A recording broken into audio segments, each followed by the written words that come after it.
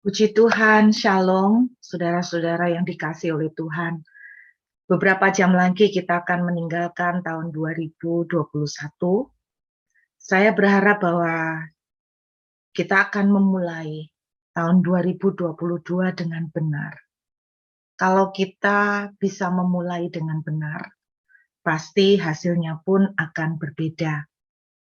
Nah, bagi banyak saudara yang secara rutin sudah mengikuti ibadah-ibadah yang diadakan VAU, saya akan terlebih dahulu merangkum secara sesederhana mungkin apa yang telah Tuhan secara pribadi letakkan di dalam hati saya mengenai tahun 2022. Beberapa waktu yang lalu saya pernah khotbah di salah satu ibadah dari Voice of Worship bahwa tahun 2022 yang saya tangkap adalah seperti perjalanan orang Israel masuk ke padang gurun besar. Nah, bagi saudara yang rutin mengikuti, pasti saudara tahu apa maksudnya dengan padang gurun besar. Jadi di dalam peta perjalanan mereka akan masuk ke dalam beberapa rute, dan salah satu rute di mana Musa sebelum masuk ke rute itu, yaitu padang gurun besar, Musa berdoa kepada Tuhan dalam Keluaran 33. Dia meminta, jangan suruh aku pergi kalau engkau tidak berjalan bersama aku. Nah, disitulah Musa berada di daerah Kadesh Barnea, yang merupakan bagian di dalam istilahnya pintu gerbang untuk masuk ke dalam padang gurun besar. Dan padang gurun besar ini secara geografis dilihat dari pemetaan di lokasi, sebetulnya jarak dari padang gurun besar kepada Kanaan itu sebetulnya hanya jeda 11 hari. Tetapi dalam faktanya mereka menempuh itu selama 38 tahun. Nah, kenapa mereka fail di situ? Karena banyak hal yang mereka lakukan, sehingga mereka gagal menerima apa yang sebetulnya Tuhan sudah siapkan. Tanah Kanaan merupakan janji Tuhan buat mereka. Dan firman Tuhan berkali-kali mengatakan apa yang Tuhan sudah janjikan tidak akan pernah gagal. Tuhan katakan begini, langit bumi bisa berlalu, tetapi janji Tuhan tetap untuk selama-lamanya, ya dan amin. Jadi Tuhan tidak pernah menggagalkan janjinya. Tetapi ketika orang Israel gagal menerima penggenapan janji, karena banyak hal yang mereka lakukan, sehingga mereka harus berputar-putar selama 38 tahun. Jadi padang gurun besar sebetulnya dekat sekali dengan Kanaan, seperti saya bilang hanya jeda 11 harian. Dan yang saya tangkap bahwa kalau kita mendengar padang gurun itu sesuatu perjalanan yang mengerikan. Dalam faktanya memang juga tantangannya besar, makanya Musa itu berdoa, tidak mau jalan sendiri kalau nggak disertai Tuhan. Dan dalam cerita aslinya memang bahwa padang gurun besar ini adalah tempat di mana seperti saya bilang banyak ranjau-ranjau, di mana rumah dari banyak ular-ular tedung atau ular bludak.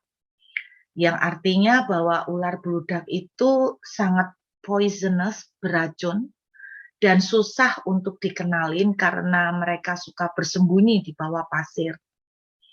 Itu yang terjadi, sehingga sewaktu-waktu orang Israel bisa menginjak ranjau berupa ular tedung ini dan langsung bisa mati. Dan udara atau cuaca di padang gurun itu ekstrim. Kalau siang panas, kalau malam sangat dingin, luar biasa. Jadi istilahnya apa yang saya tangkap bahwa tahun 2022 akan menjadi perjalanan yang uncertain atau masih belum ada kepastian di dalamnya. Begitu banyak hal yang tidak bisa diprediksi oleh ahli-ahli sekalipun. Jadi mau ahli kesehatan, mau ahli ekonomi, Kalau saudara lihat sekarang, sudah beberapa tahun ini kita susah untuk menebak atau memprediksi jalur ekonomi akan seperti apa. Karena tiba-tiba kita berpikir bahwa COVID sudah selesai, ternyata muncul lagi. Jadi saya ngerasakan tahun depan itu seperti orang jet coaster gitu ya. Sebentar kayaknya sudah mau sampai, ternyata kita terjun bebas seperti jet coaster. Lalu agak lega, naik tanjakan lagi. Nah, kira-kira gambaran sederhananya seperti itu. Dan satu yang saya ingin ingatkan malam hari ini bahwa sekalipun perjalanan padang gurun bukan merupakan perjalanan yang mudah, banyak hal-hal yang tidak bisa dipastikan atau diprediksikan, banyak ranjau-ranjau yang tidak pernah kita bisa tebak, tahu-tahu muncul kegigit, tahu-tahu muncul bahaya, tahu-tahu muncul perubahan drastis. Itu yang terjadi. Jadi padang gurun itu memang weather atau cuacanya itu juga ekstrim Bapak Ibu, bisa berubah secara drastis, ekstrim. Nah, itu yang terjadi di padang gurun, tiba-tiba bisa terjadi badai pasir, bisa tiba-tiba terjadi angin puting beliung. Jadi cuacanya benar-benar ekstrim ya, bisa sehari itu ganti cuaca beberapa kali itu bisa terjadi. Dan itu yang akan kita dapatkan masuk tahun 2022. Tetapi yang luar biasanya begini kabar gembiranya, kalau kita melihat sebetulnya perjalanan padang gurun besar itu justru semakin dekat dengan tanah perjanjian. Berarti bahwa tahun 2022 sebetulnya akan dekat sekali dengan banyak penggenapan. Banyak orang-orang yang akan mengalami chapter-chapter baru dalam kehidupan mereka. Maksud saya chapter baru itu tiba-tiba hidup mereka akan mengalami perubahan drastis yang luar biasa, bagus. Bukan perubahan drastis yang negatif. Tapi bisa juga perubahan drastis yang negatif ya. Tapi padang gurun besar itu gambaran semakin dekat dengan perjanjian, tanah perjanjian atau Kanaan. Berarti kita makin mendekati dengan banyak penyataan kuasa mujizat Tuhan yang luar biasa. Selain itu, saudara, kalau kita melihat perjalanan di padang gurun dari cerita perjanjian lama, baik di kitab Keluaran maupun Ulangan dan Bilangan, di situ kita bisa temukan semua perjalanan mereka di padang gurun. Banyak sekali justru demonstrasi kuasa-kuasa mujizat Tuhan itu terjadinya di padang gurun. Seperti saya bilang, walaupun mereka ada ranjau-ranjau ular bludak, tetapi mereka hampir kita bisa tidak temukan cerita tentang digigit kecuali Bilangan 21. Itu satu-satunya cerita orang Israel digigit ular bludak. Gara-garanya mereka ngomel. Gara-garanya mereka berontak sama Tuhan dengan bersungut-sungut. Nah, itu sudah saya bahas di beberapa ibadah dari Val untuk menyiapkan saudara dalam beberapa step. Karena nggak mungkin semuanya langsung jadi satu ya. Jadi itu yang membuat orang Israel gagal untuk mendapatkan tanah perjanjian. Kelihatannya sepele tetapi fatal. Dan justru di padang gurun itu Alkitab menuliskan begini, kasut mereka tidak pernah rusak, pakaian mereka juga tidak pernah rusak. Itu tanda bahwa Tuhan itu memberikan pemeliharaan yang sangat luar biasa selama 40 tahun. Ya Bapak Ibu, jadi saya percaya walaupun keadaan masih belum pasti, tidak ada seorang pun bisa memprediksi. Seperti jet coaster tiba-tiba turun, tiba-tiba naik, tiba-tiba seperti flat, datar, tiba-tiba kayak pintu sudah buka, ternyata belum. Jadi seperti itu keadaannya. Tetapi ada janji Tuhan yang luar biasa, di padang gurun itu Tuhan memberikan penyertaan lewat tiang awan dan tiang api. Seperti saya bilang, mereka waktu selama padang gurun itu, walaupun padang gurun itu merupakan rumahnya ular bludak, mereka cuma satu kali saja cerita mengenai dipatok ular dalam Bilangan 21. Jadi selama 40 tahun itu cerita dipatok ularnya cuma sekali itu. Berarti selama ini mereka nggak pernah dipatok ular. Istilahnya karena ada tangan perlindungan Tuhan turun atas mereka. Terus tangan pemeliharaan Tuhan juga ada atas mereka seperti penyediaan lewat pakaian, ndak pernah rusak, sepatunya ndak pernah ganti karena ndak pernah rusak. Itu berbicara tentang provision atau pemeliharaan Tuhan. Dan saya percaya itu juga yang akan terjadi tahun 2022, masih akan Tuhan menyatakan pemeliharaan yang luar biasa. Nah, dan di padang gurun itu banyak sekali demonstrasi kuasa Tuhan. Seperti saya bilang, padang gurun besar itu mendekati tanah perjanjian. Makanya saya percaya tahun depan ini banyak yang nasibnya itu akan dirubah Tuhan luar biasa, seperti lembaran baru dalam hidupnya. Saya percaya bahkan yang nggak punya rumah, punya rumah.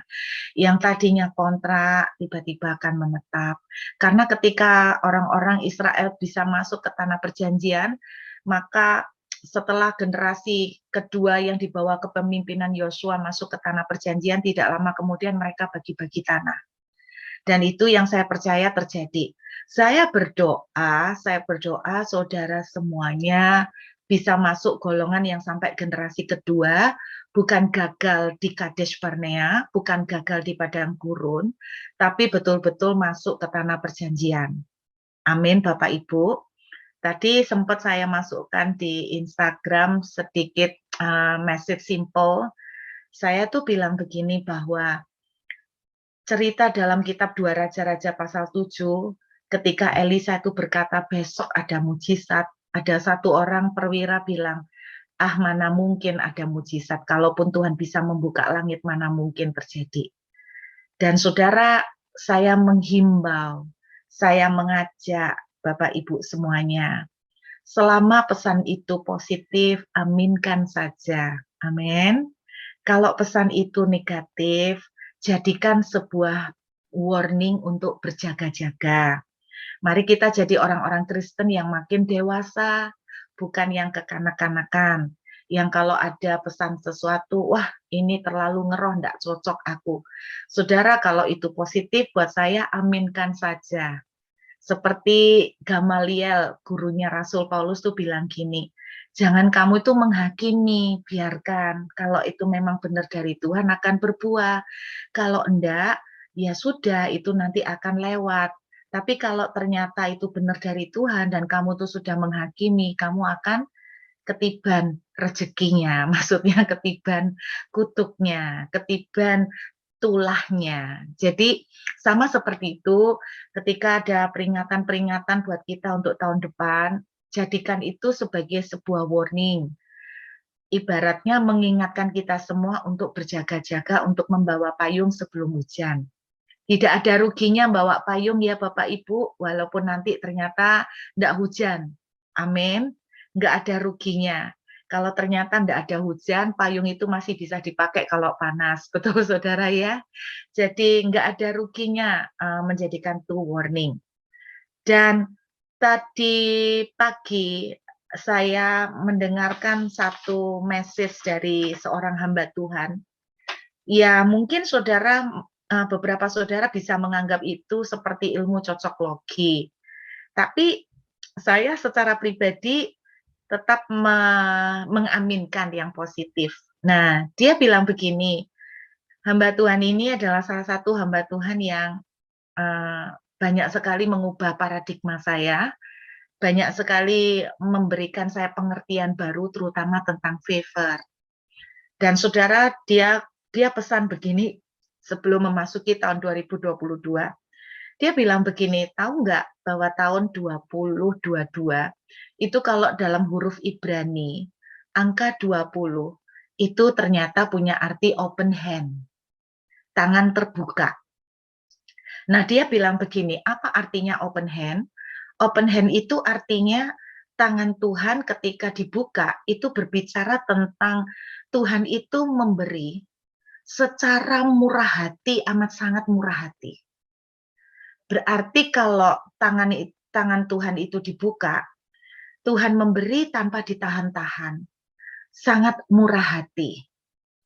Amin, saudara. Dan saya memang percaya tahun depan Tuhan akan membuka kemurahan sangat murah hati. Namanya murah hati, saudara nggak bisa batasin berapa murahnya, namanya sangat murah hati. Itu arti open hand. Memberi dalam hal apa? Memberi dalam hal provision, penyediaan, seperti basic need, kebutuhan dasar sehari-hari. Itu seperti yang dilalami oleh orang Israel, pakaian, makanan, ya. Nah, terus dia bilang begini, angka 22 dalam Hebrew itu punya pengertian disorder dan chaos. Disorder itu artinya apa ya, berantakan. Kalau boleh diartikan simple itu berantakan. Jadi dia tuh pesan, dia bilang begini, yang saya tangkap tahun 2022 dia bilang begini, adalah tahun di mana di tengah keadaan yang berantakan, yang tidak bisa diprediksi, yang tidak bisa dipastikan, Tuhan akan membuka tangannya lebar-lebar untuk melimpahkan secara berlimpah-limpah dan dengan sangat murah hati. Nah, saya waktu dengar ini kaget karena mirip lah walaupun bahasanya beda. Saya merasakan bahwa dia bilang pakai kata disorder atau chaos, angka 22. Kalau saya dapatnya seperti perjalanan padang gurun besar yang seperti banyak ranjau.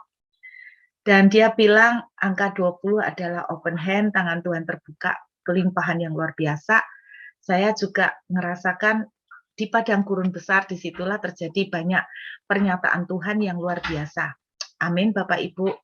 Dan ini yang akan kita alamin memasuki tahun 2022. Nah, beberapa jam lagi kita sudah akan meninggalkan tahun ini. Oke? Dan kita akan meninggalkan tahun ini nanti pada menjelang pergantian tahun. Saya mengencourage dan mengajak Bapak Ibu masing-masing berdoalah bersama dengan keluarga. Seperti doanya Musa, Tuhan, please, aku tidak ingin kehilangan apa yang Tuhan telah siapkan. Jangan sampai kita seperti generasi Israel yang pertama, mereka bukan berhasil masuk tanah Kanaan, mereka malah mutar-mutar dan akhirnya habis semuanya di padang gurun. Saya berdoa jangan kita menjadi seperti perwira di kitab 2 Raja-Raja yang berkata, sekalipun Tuhan itu bisa buka langit, masakan itu terjadi. Saya berdoa kita punya sikap yang betul-betul terbuka. Amin. Dan mari kita memasuki tahun ini, tahun 2022 ini, dengan cara yang benar. Saya ajak saudara melihat kitab Yohanes, pasal yang kelima. Kitab Yohanes pasal yang kelima.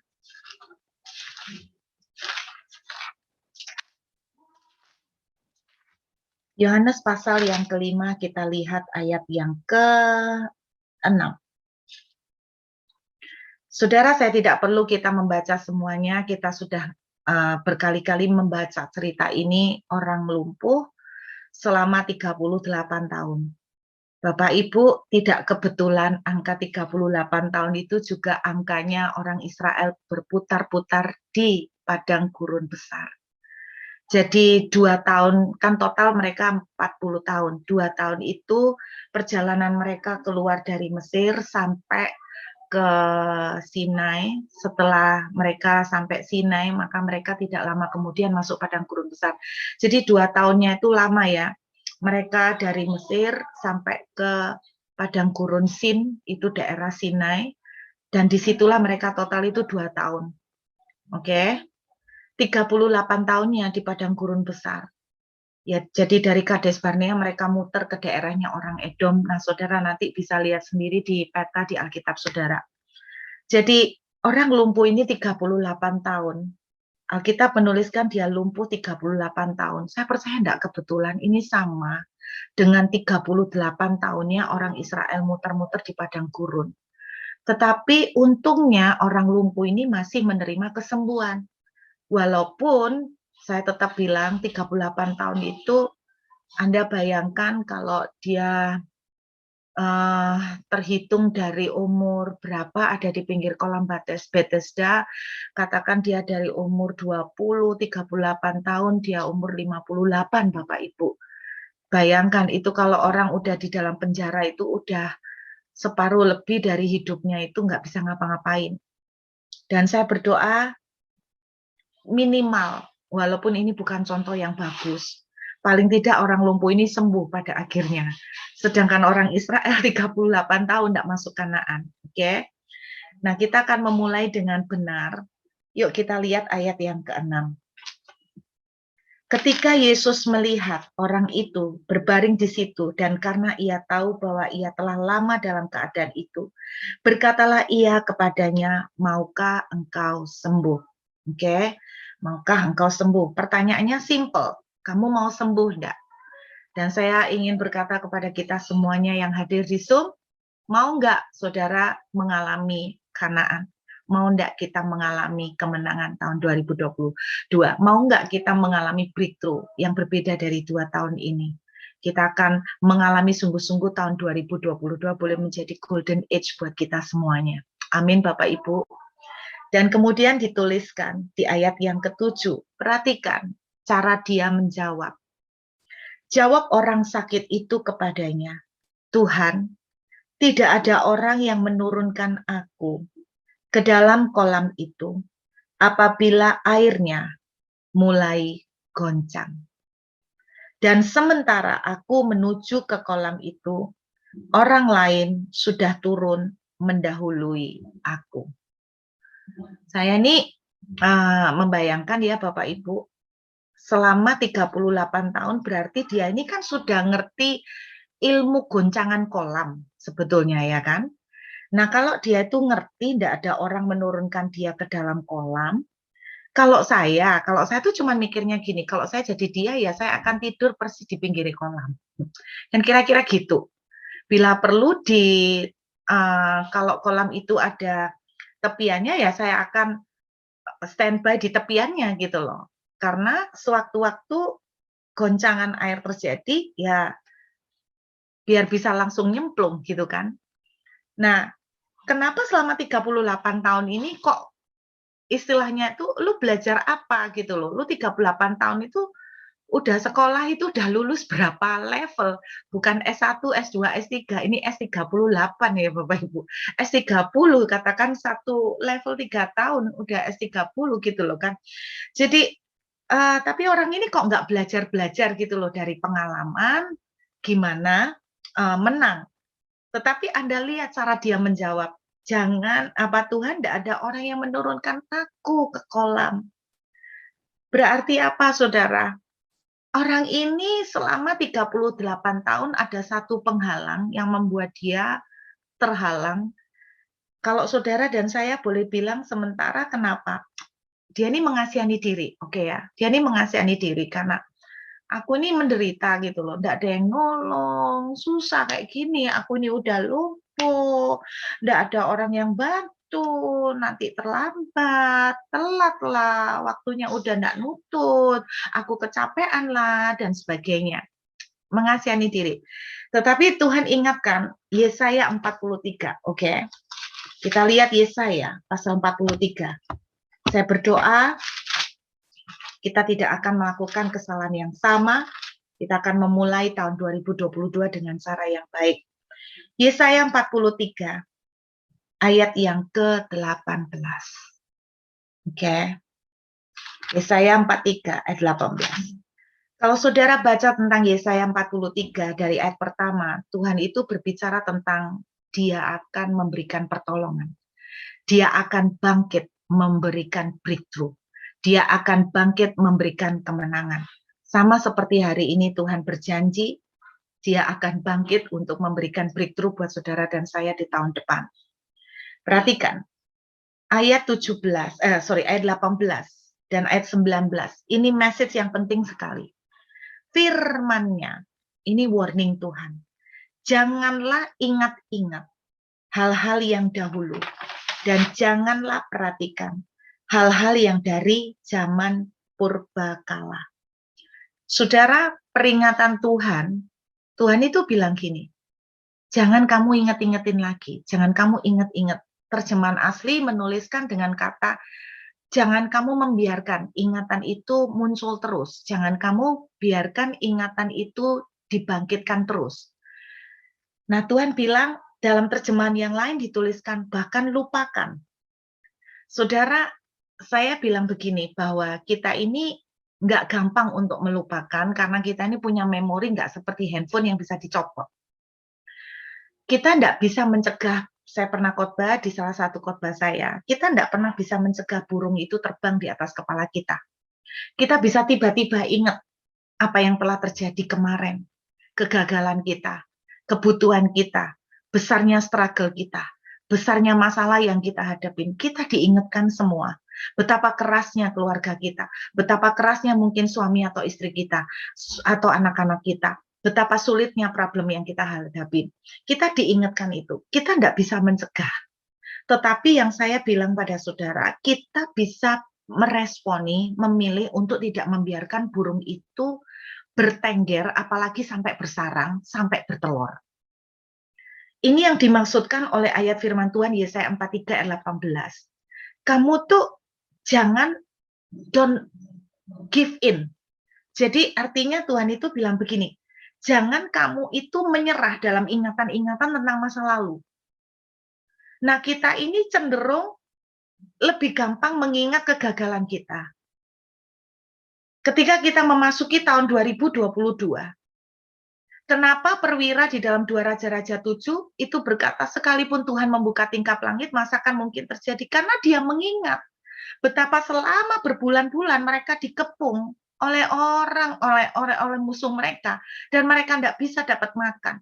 Mereka teringat betapa susahnya mereka teringat betapa besarnya kepungan yang terjadi, mereka teringat betapa besarnya musuh yang dihadapi mereka, dan mereka tahu dan ingat betapa kecilnya mereka di hadapan musuh mereka.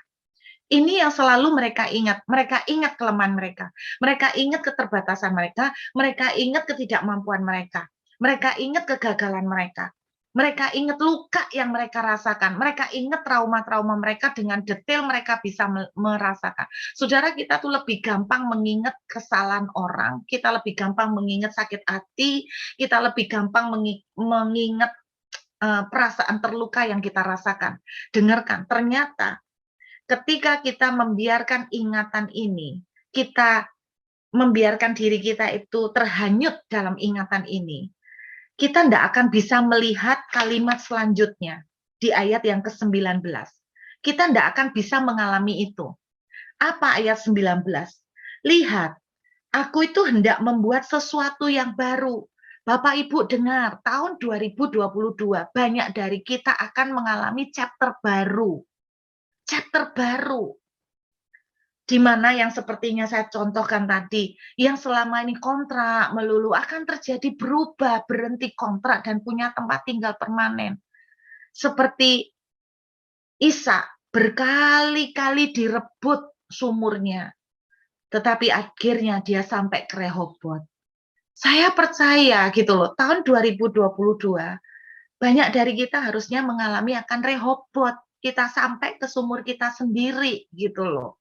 Capek deh pindah-pindah, capek deh bergantung sama orang, capek deh ngandalin harus kontrakan. Jujur aja Bapak Ibu, saya tuh capek. Saya tuh berapa tahun hidup sebagai kontraktor. Kontrak rumah ke kontrak rumah yang lain. Maksudnya gitu, bukan kontraktor yang bangun, saudara ya. Jadi saya tahu capeknya minta ampun. Yang namanya pindahan itu capeknya minta ampun. Saya mau ngajak kita berani untuk menaruh iman percaya, berani bermimpi. Bapak Ibu, Tuhan itu papa kita. Gini loh, papa kita itu luar biasa kaya, amin. Kalau saudara itu punya duit, lihat anakmu kontrak. Mosok sih anakmu itu mbok biarkan. Atau saudara kan bilang gini, saudara ini punya duit banyak dan bisa membelikan anak rumah, tapi saudara sengaja membiarkan anak saudara kontrak rumah. Terus saudara berkata gini, enak aja mau pakai duitnya mama. Ya kamu belajar sendiri dong cari duit. Mama dulu juga susah cari duit.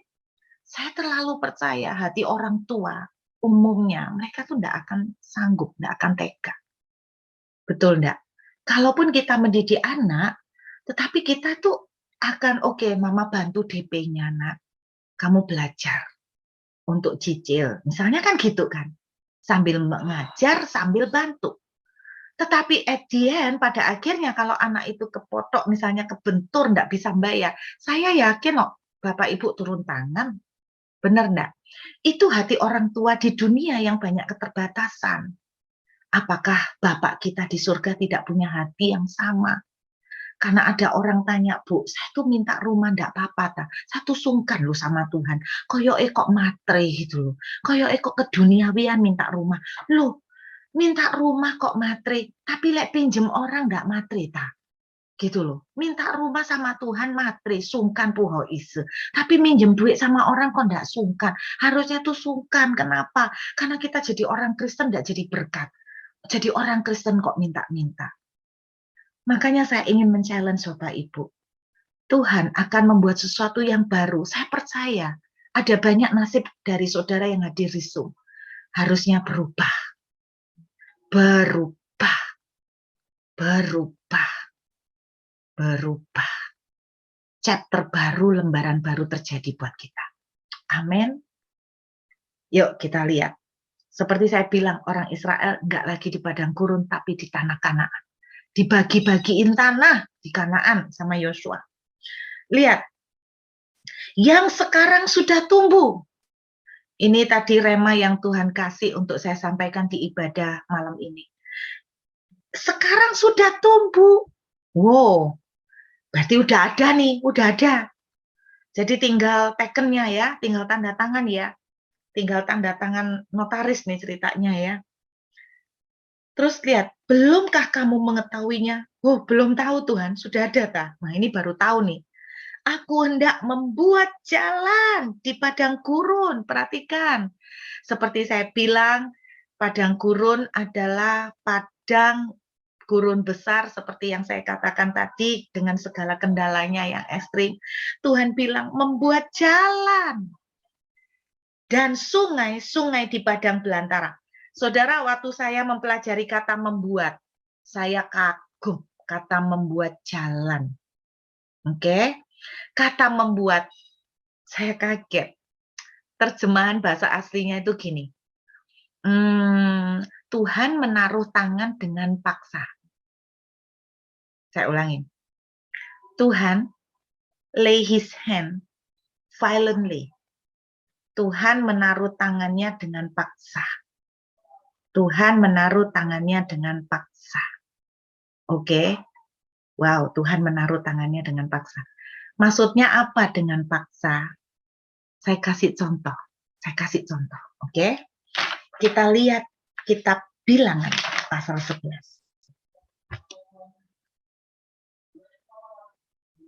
Bilangan pasal 11. Ayat yang ke-31.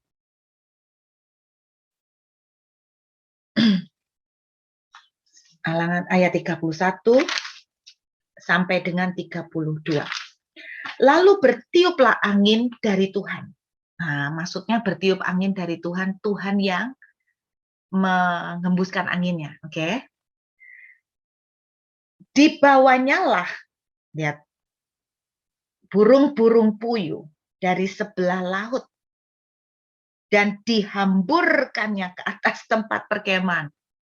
Di atas tempat perkemahan dan di sekelilingnya, kira-kira sehari perjalanan jauhnya ke segala penjuru, dan kira-kira 2 hasta tingginya dari atas muka bumi. Dari atas muka bumi. Wow, Bapak Ibu, kita ini tidak pernah baca cerita ini detail ya. Ada angin bertiup, yang bawa Tuhan. Betul ya? Terus bawa apa? Burung puyuh dari sebelah laut. Nah, saudara, kalau lihat posisi dari orang Israel, berarti burung puyuh ini agak menyeberang laut. Oke ya, sebelah laut itu maksud sebelah sananya, bukan di sebelahnya bagiannya orang Israel berkemah. Dihamburkannya, perhatikan kata yang dipakai kok dihamburkan. Dihamburkannya ke atas tempat perkemahan dan sekelilingnya. Kira-kira sehari perjalanan jauhnya ke segala penjuru. Bapak Ibu, saya kasih tahu ini yang namanya Tuhan menaruh tangannya dengan paksa. Oke? Ini yang saya percayakan terjadi tahun 2022. Bagi orang yang mengasihi Tuhan, Tuhan akan lakukan ini. Tuhan akan menaruh tangannya dengan paksa. Saudara tahu nggak, burung puyuh itu burung yang malas terbang. Saya kasih tahu. Dan burung puyuh ternyata kalau terbang, kemampuan terbangnya 91 meter maksimal. Udahlah dikira-kira Anda bisa bayangkan nggak 91 meter? 100 meter kira-kira seberapa? Jadi Anda bayangkan mungkin lokasi Anda dari pasar tuh berapa meter gitu ya. Jadi 100 meter. Burung puyuh tuh cuma bisa terbang 100 meter. Ini perhatikan. Jadi secara sistem alam, burung puyuh tidak punya kemampuan untuk menyeberang sehari perjalanan jauhnya. Anda bisa lihat. Perjalanannya Alkitab bilang sepanjang hari, sepanjang malam, terus kira-kira sehari perjalanan jauhnya. Dan Tuhan bilang di ayat 32, sepanjang hari, sepanjang malam. Nah, berarti sama sekali kemampuan burung puyuh tidak ada untuk melakukan ini. Bisa lihat ya. Jadi burung puyuh itu tidak bisa, sudah. Suruh nyebrang laut, laut itu ya pasti lebih dari 100 meter dong, saudara. Ya, gak mungkin. Dan burung puyuh itu malas terbang, kalaupun terbang cuma sebatas 100 meter. 91 meter tepatnya. 91 meter. Nah, Anda bayangkan, kemudian, dan kira-kira 2 hasta tingginya. Ini Bapak Ibu, setinggi apa ya? Burung puyuh itu tingginya gini-gini. Terbangnya burung puyuh. Anda pernah lihat ayam terbang? Ayam kalau dipaksa ditakut-takutin kan kadang terbang ya. Terbangnya pendek ya jaraknya ya. Jadi tingginya burung puyuh itu kalau terbang segitu. Sedangkan 2 hasta itu, Anda pernah tahu rig bola basket? Nah, anggap aja kira-kira sekian gitulah.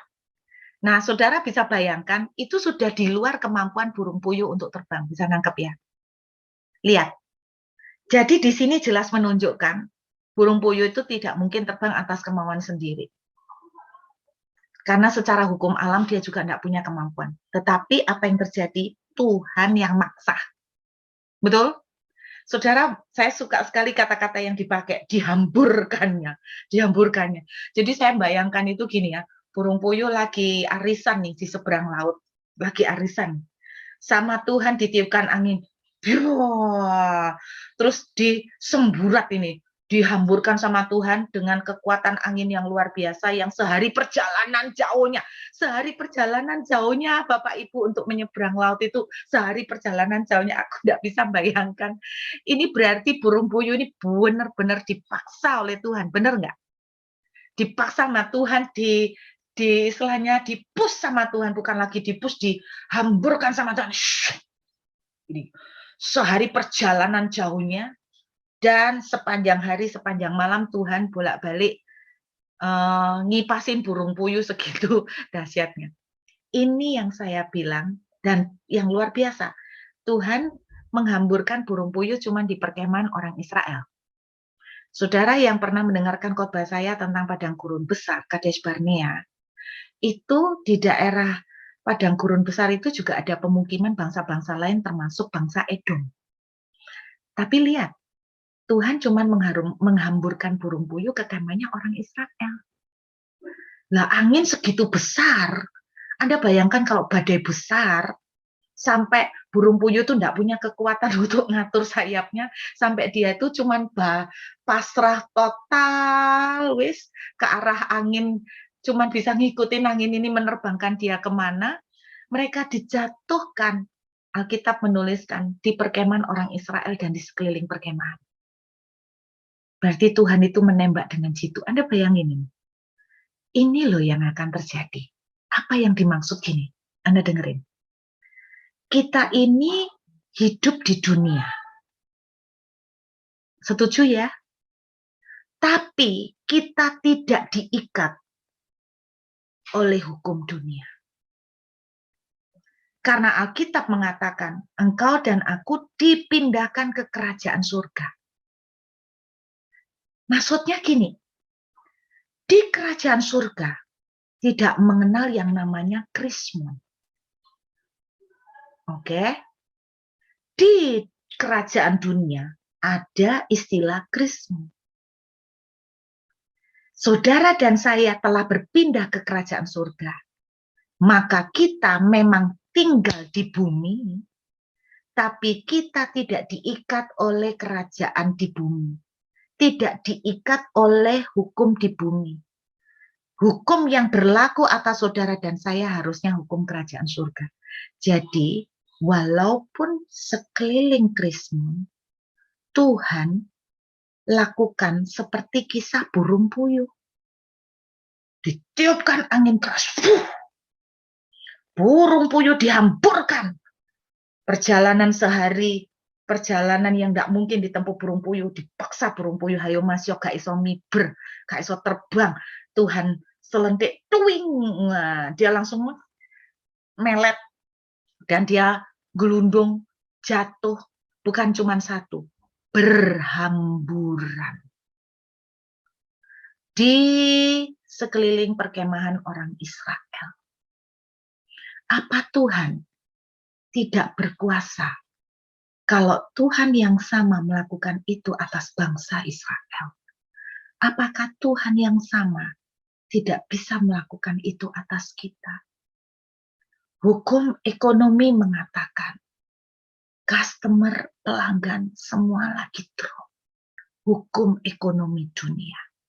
Tetapi saudara dan saya anak-anak kerajaan, harusnya kita percaya bahwa berkat bukan datang dari utara, selatan, timur, dan barat. Berkat datang dari tangan Tuhan yang maha kuasa. Saudara bukan bergantung berkat dari pekerjaan, dari orang lain, dari pemberian keluarga. Mari tantang iman saudara untuk betul-betul ngalamin Tuhan. Ini yang akan terjadi tahun 2022. Tuhan membuat jalan di padang gurun. Nggak ada daging, Tuhan bikin jalan. Saya suka sekali kata yang dipakai, menaruh tangannya dengan paksa. Nah lu, kalau Tuhan yang paksa, burung puyuh pun membisu, saudara. Cuman bisa melet dan pasrah. Nggak bisa ngapa-ngapain kecuali berpasrah. Tuhan sanggup melakukan itu. Tapi saudara, ini nggak akan terjadi kalau kita tidak melakukan kalimat di depannya. Tuhan bilang, jangan ingat-ingat dari zaman purbakala. Maksud Tuhan itu jangan ingat-ingat kegagalanmu. Jangan ingat-ingat kelemahanmu. Jangan ingat-ingat kekalahanmu. Jangan ingat-ingat lukamu. Jangan ingat-ingat kekecewaanmu. Saya bilang kita tidak bisa mencegah burung untuk terbang, tapi jangan biarkan dia beristirahat sampai bertelur. Jangan membiarkan dirimu tuh terhanyut di dalam ingatan-ingatan yang negatif. Kenapa kita mengingat luka? Nah, saudara, saya pernah mengajarkan juga di salah satu khotbah di FAU tentang hukum substitusi atau penggantian. Yuk kita buka ayat terakhir kita. Kita lihat kitab Filipi pasal 1. Kitab Filipi pasal 1.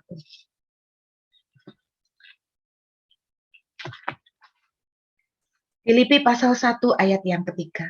Aku mengucap syukur kepada Allahku setiap kali aku mengingat kamu. Rasul Paulus itu bilang gini, tiap kali nginget kamu, aku tuh bersyukur. Berarti Paulus itu nginget orang yang diingat di sini itu orang ini menyenangkan buat Paulus. Istilahnya setiap kali dia mengingat orang ini, orang itu membangkitkan sukacitanya Paulus. Makanya di ayat yang keempat, dan setiap kali aku berdoa untuk kamu semua, aku selalu berdoa dengan sukacita. Rupanya Paulus itu kalau mengingat jemaat di Filipi itu senang. Saudara, Jangan ingat orang yang menjengkelkan. Orang yang menjengkelkan dan menyakiti buat saudara akan membuat saudara tidak bisa bersyukur. Kalau begitu saya harus ngingat apa, Bu Ruth? Kalau orang yang menjengkelkan membuat Anda tidak bisa bersyukur, jangan diingat. Kenapa? Karena kalau engkau mengingat, engkau tidak akan pernah melihat tangan Tuhan turun dengan paksa untuk membuat jalan di padang gurun. Kita butuh jalan di padang gurun untuk menghadapi padang gurun besar. Kita butuh tangan kemurahan Tuhan untuk menolong kita, memimpin dan menyertai kita di perjalanan padang gurun besar tahun 2022. Sehingga kita mengalami breakthrough, sehingga kita cepat nyampe ke Kanaan. Ketika saudara mengingat orang yang mengecewakan, ketika saudara mengingat luka, ketika saudara mengingat kegagalan, maka saudara keluarnya adalah sungut-sungut dan berontak. Itu yang membuat orang Israel gagal masuk tanah perjanjian. Makanya Tuhan bilang, semua kembali ke start from the memory. Start dari apa yang ada di pikiran kita. Mari kita mengawali tahun 2022 dengan memori yang benar. Daripada mengingat tentang orang yang melukai, ingatlah tentang orang yang telah menolong saudara. Ingatlah tentang orang yang memberikan penghiburan. Ingatlah tentang keluarga saudara yang sudah sehat-sehat, sehingga saudara bisa mengucap syukur. Daripada saudara mengingat betapa besarnya laut merah yang membentang, ingatlah bagaimana Tuhan bisa membelah laut. Ingatlah bagaimana Tuhan bisa menyeberangkan mereka. Ingatlah tentang kebaikan Tuhan. Saya kirim sekali lagi Mazmur 105. Ini ayat terakhir benar ya. Dari tadi ngomong ayat terakhir, enggak terakhir-terakhir. Ini yang terakhir beneran Bapak Ibu. Mazmur 105. Kita lihat Mazmur 105 ayat yang kelima.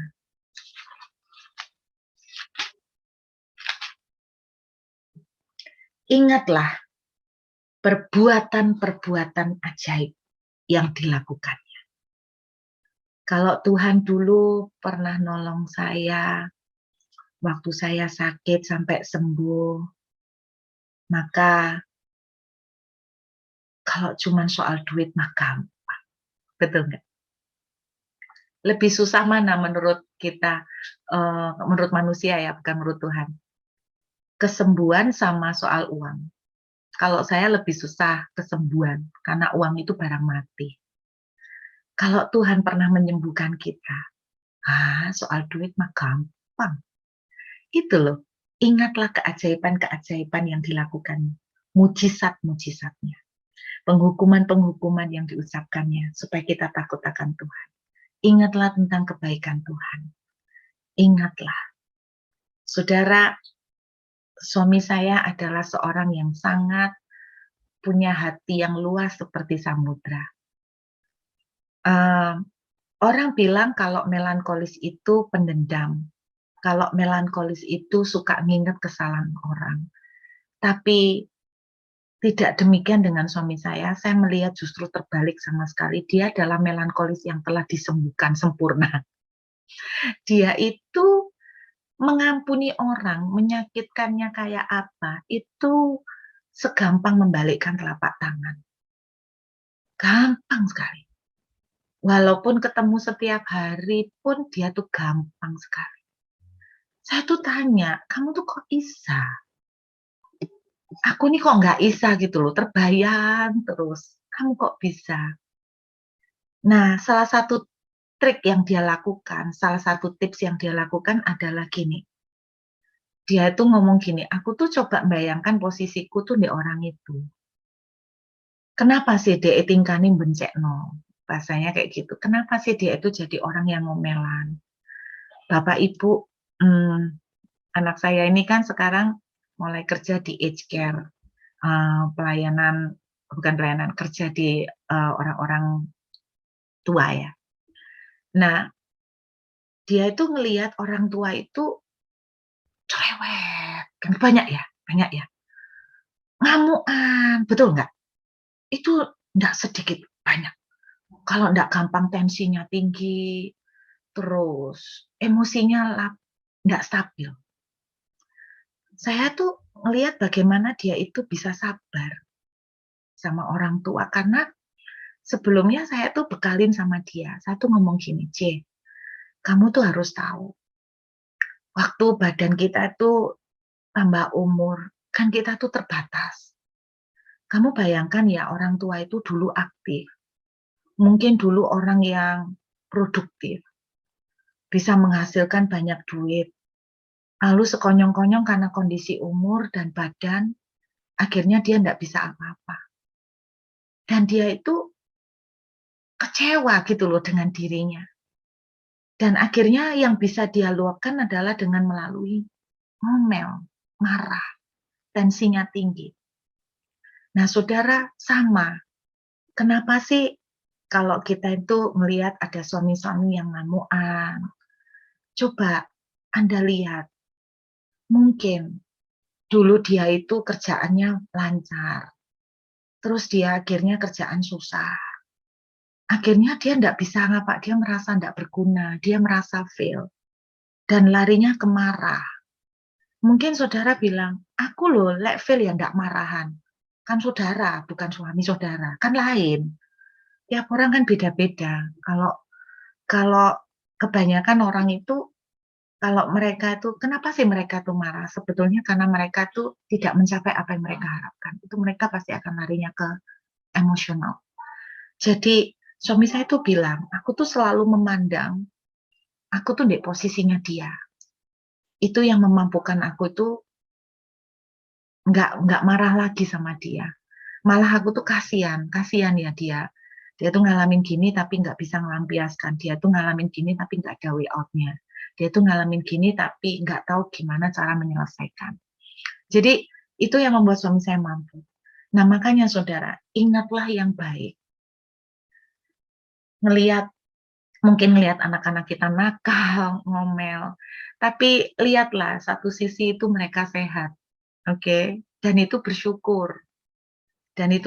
Saya kemarin itu baru secara tidak sengaja menemukan sebuah YouTube yang membuat saya menangis, Bapak Ibu. Seorang wanita di Cungkuok ya, mungkin ada Bapak Ibu yang tahu, seorang wanita di Cungkuok, dia itu bikin vlog tentang makanan. Untuk apa? Dari dia bikin vlog di YouTube mengenai makanan, akhirnya, dia tuh dapat subscriber itu banyak, sama viewer tuh banyak sehingga dia bisa dapat income dari YouTube itu. Untuk apa? Untuk menghidupi 2 anaknya yang cacat. Jadi dua-duanya dia punya 2 anak laki-laki itu lumpuh.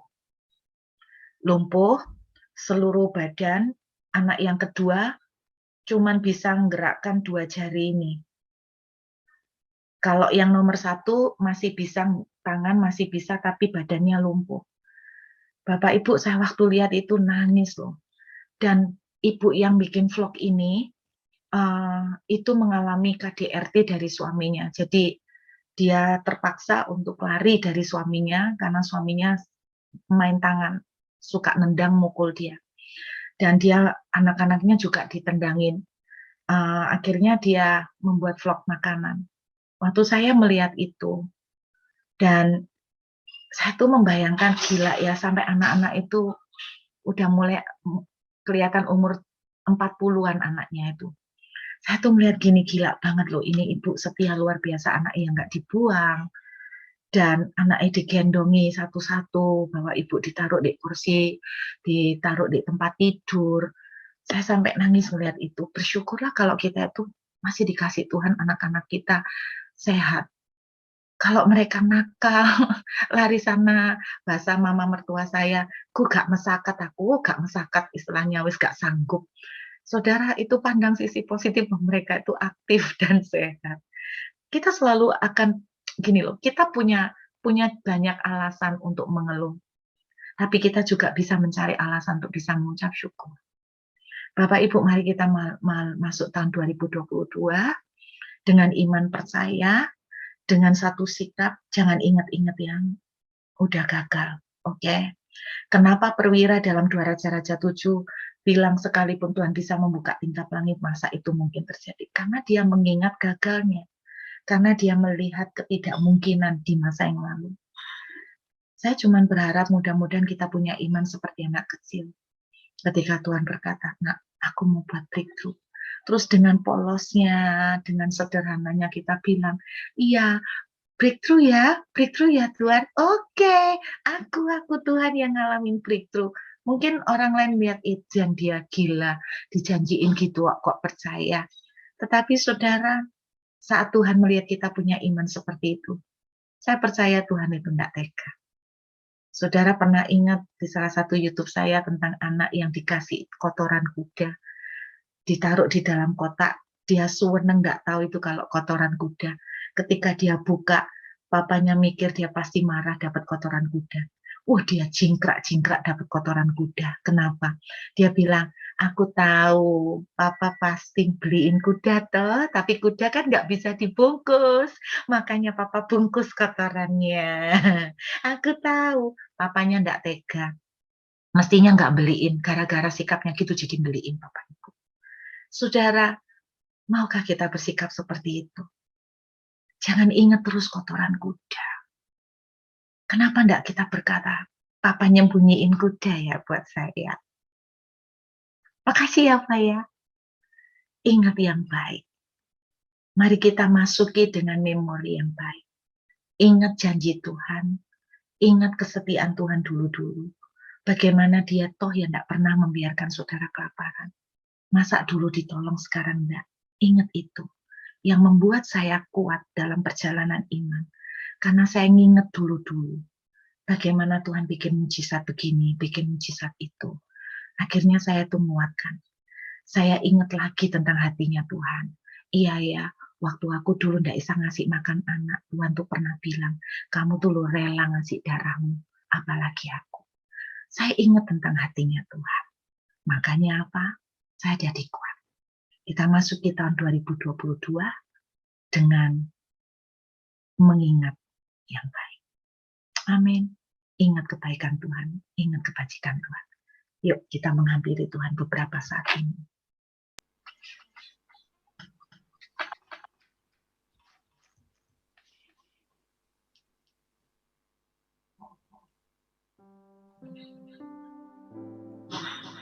Mari beberapa saat ini kita pakai untuk merenung.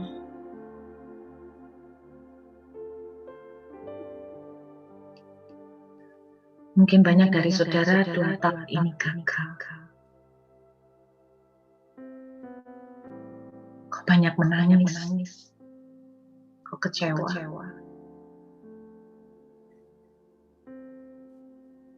Tapi Tuhan berkata begini, aku mau buat yang baru. Aku mau paksakan tangan. Kalau kamu berbeda, aku akan paksa untuk nuruti aku. Tidakkah engkau percaya bahwa aku sanggup melakukan? Jangan terus melihat kegagalan. Jangan terus mengingat kekalahan-kekalahanmu di tahun ini. Sehingga engkau sulit mempercayai aku. Kau selalu melihat kelemahan. Kau selalu melihat kenyataan yang begitu berat.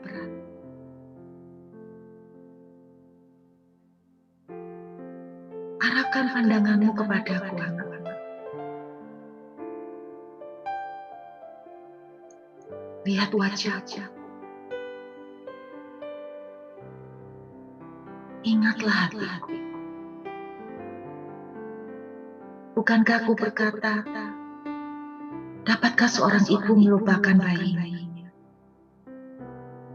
Tetapi seandainya ada ibu yang tega meninggalkan bayi, aku sekali-kali tidak akan meninggalkan.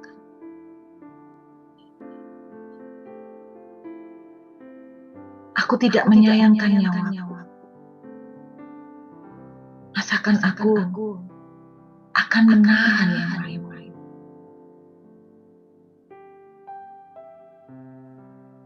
Jangan ingat-ingat hal yang dari purbakala.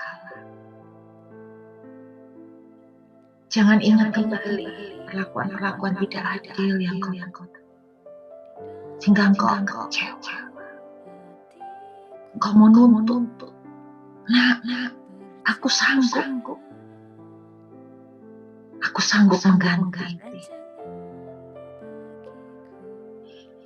Aku sanggup menyediakan. Dan aku ingin membuka tanganku, melimpahkan semuanya kepada-Mu.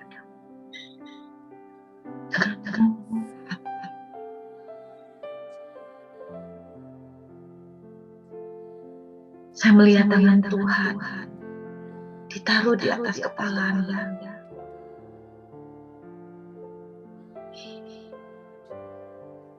Tuhan berkata, cukup, nak. Tahun ini begitu banyak luka yang kau rasakan.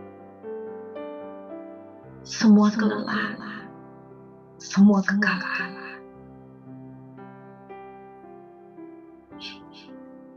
Tinggal selangkah lagi, kamu akan masuk di padang rumput yang hijau. Jangan biarkan iblis mengambil apa yang kusediakan bagi. Dia menipu pikiran-pikiran. Dan kau terus teringat dengan semua masalah. Sehingga engkau begitu yakin bahwa aku meninggalkan, bahwa aku tidak peduli kepadamu, bahwa aku tidak mengasihi engkau. Bukankah firman-Ku berkata, aku sekali-kali tidak akan meninggalkan engkau dan tidak akan membiarkan engkau. Saya melihat beberapa orang di ruangan Zoom malam hari ini. Saya melihat Tuhan mengusap air mata asri. Tuhan mengusap air mata Fani. Saya melihat Tuhan mengusap air mata banyak wanita-wanita di Zoom.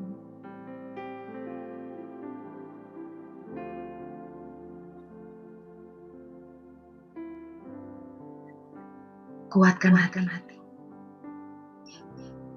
Sedikit lagi. Jika engkau tidak berhenti untuk mempercayai. Jika aku tetap mendapat iman di hati, engkau akan melihat kemuliaan.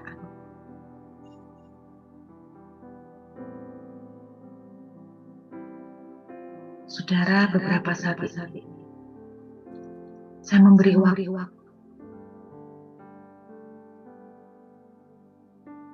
untuk Anda berdoa saat pribadi ke Tuhan.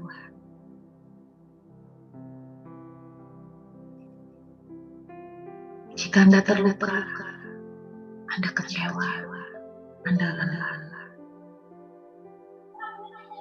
Anda katakan kepada Tuhan,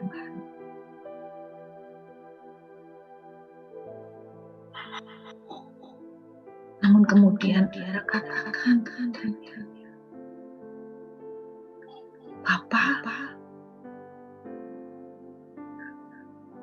aku tidak mau ingat-ingat lagi.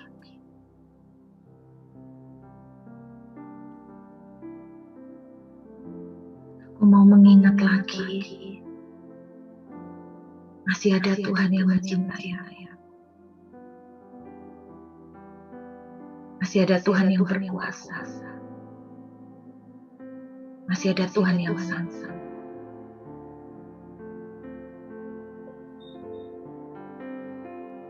Thank you, Jesus. Saudara, siapkan hatimu beberapa jam lagi. Sungguh tahun 2022. Tahun chapter baru. Ada banyak lembaran baru akan terjadi dalam hidup kalian. Lihat aku buat sesuatu yang baru. Yang sekarang sudah tumbuh.